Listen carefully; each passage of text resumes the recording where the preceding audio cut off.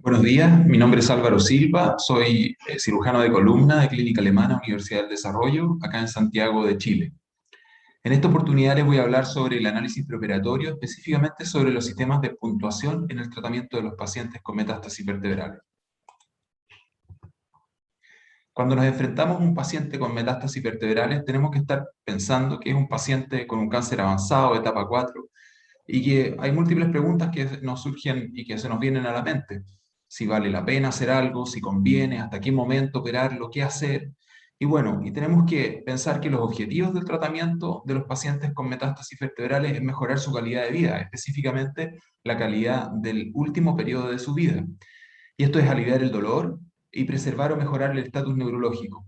Ahora, cuando lo vemos así, debemos siempre considerar la condición del paciente y la sobrevida esperada, que son los dos factores que siempre se han tratado de evaluar a través de múltiples sistemas de puntuación. Ahora, ¿para qué? Para lograr un tratamiento que sea eficaz, es decir, que resuelva el problema del dolor y del estatus neurológico y que sea eficiente. Y esto significa que dure todo lo que el paciente va a sobrevivir y que sea lo menos mórbido posible para no deteriorar más la calidad de vida de ese último periodo de vida. Desde mi punto de vista, mi opinión es que en los últimos 10 a 15 años han habido 6 factores que han cambiado los paradigmas del tratamiento de las metástasis vertebrales y quisiera compartirlos con ustedes. Uno, la evidencia que nos mostró el doctor Roy Patchell hace ya bastantes años sobre el beneficio que tenían los pacientes con compromiso neurológico secundario a una metástasis vertebral de la cirugía descompresiva directa versus la radioterapia paliativa. Estos pacientes mejoraban mucho más su neurología si eran descomprimidos y luego irradiados que si eran simplemente sometidos a radioterapia paliativa. Segundo, la introducción de todos los nuevos fármacos de quimioterapia y las nuevas inmunoterapias ha revolucionado la sobrevida de los pacientes. Hablamos ahora de una terapia oncológica personalizada, donde cada paciente y su tumor tienen diferentes tipos de tratamiento. Esto ha hecho que la sobrevida realmente progrese mucho y que todas las escalas de evaluación de sobrevida se relativicen un poco porque realmente varía de paciente en paciente.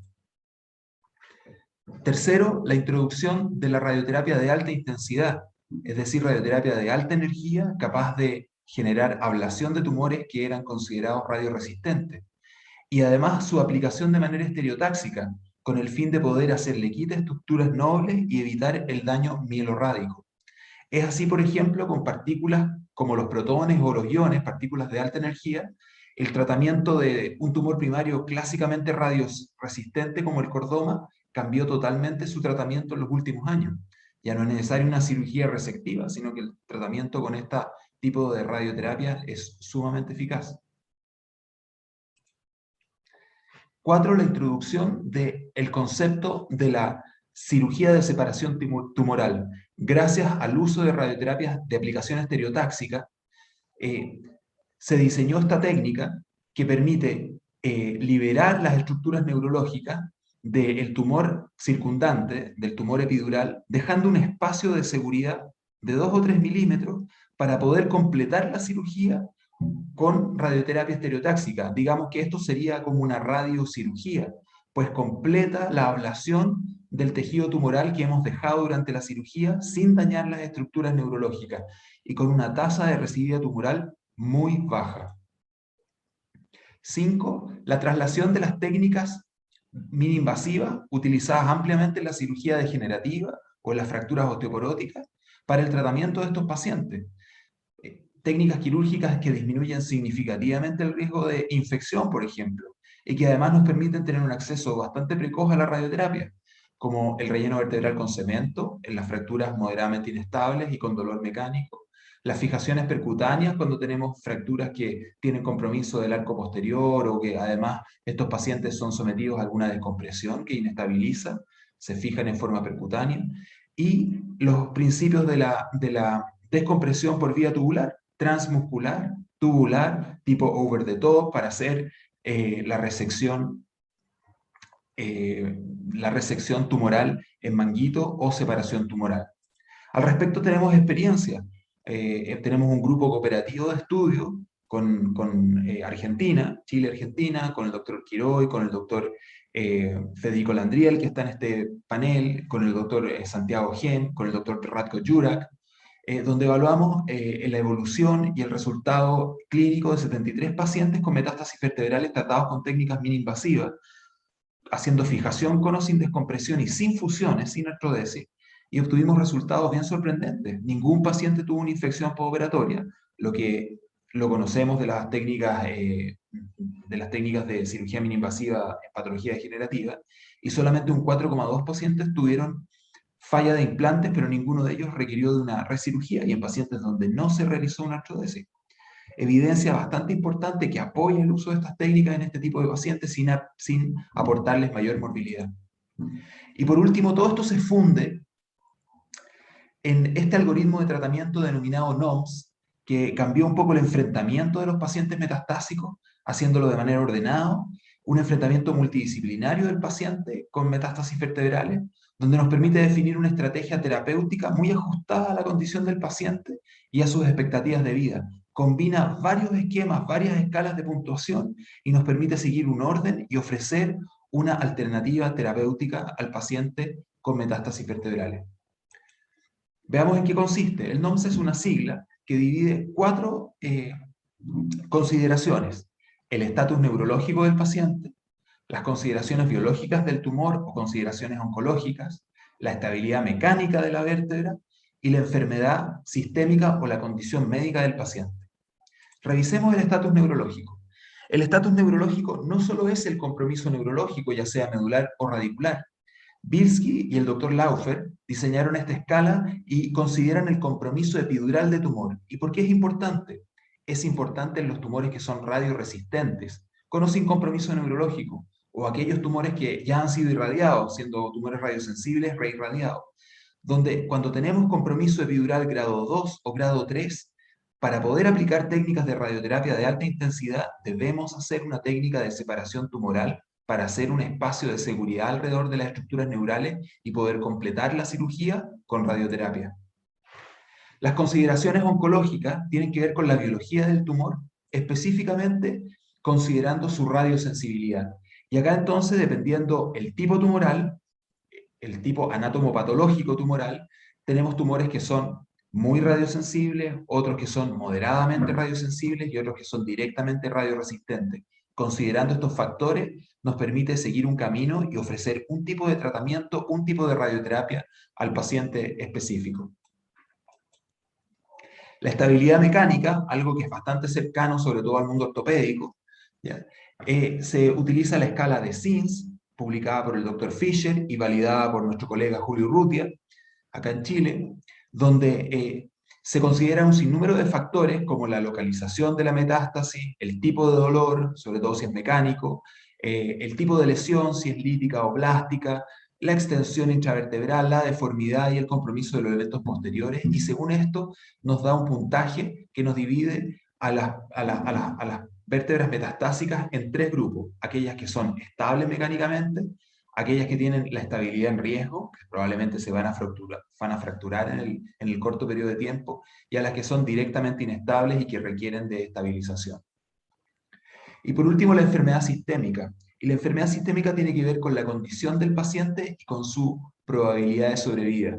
Y en relación a la probabilidad de sobrevida, hay múltiples escalas de puntuación de sobrevida: Tokuhashi, Tomita, Bauer, Katagiri, Van der Linden y últimamente el SOR.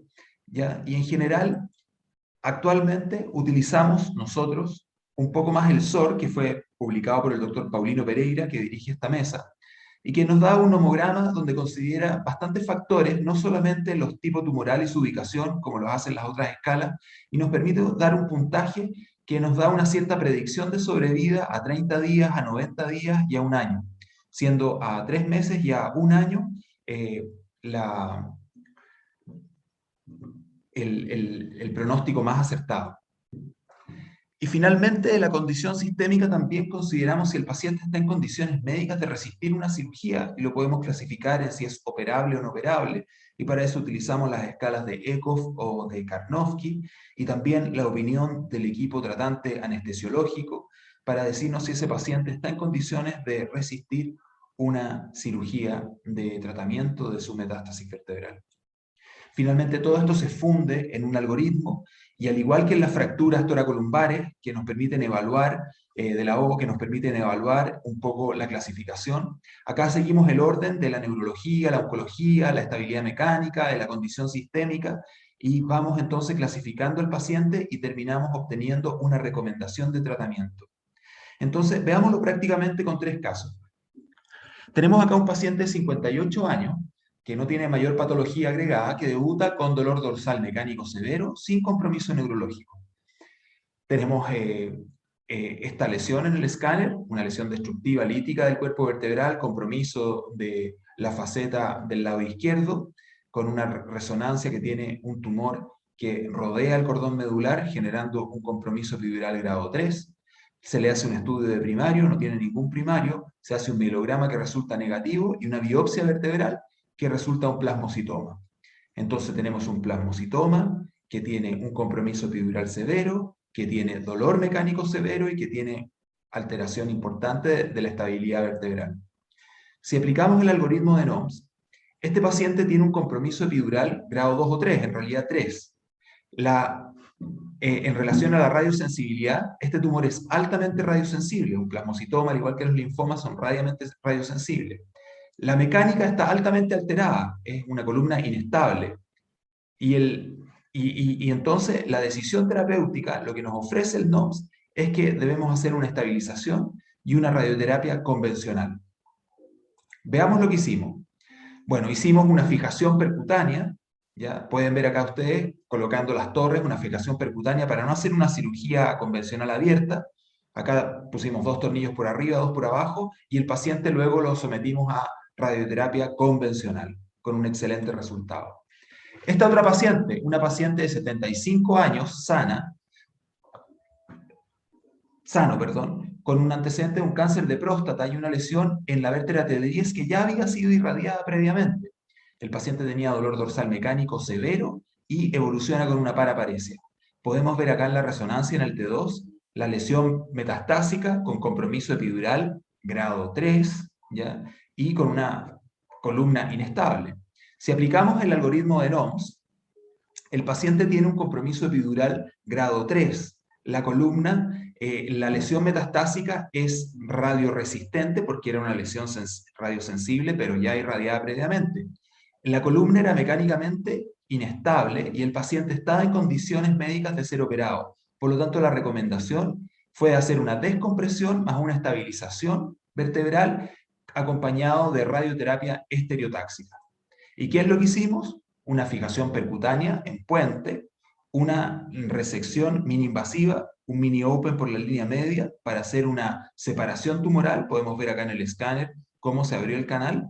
Y luego de unos días, 2 semanas, radioterapia estereotáxica con el resultado post-radioterapia de una limpieza completa del canal y una liberación de las estructuras neurales.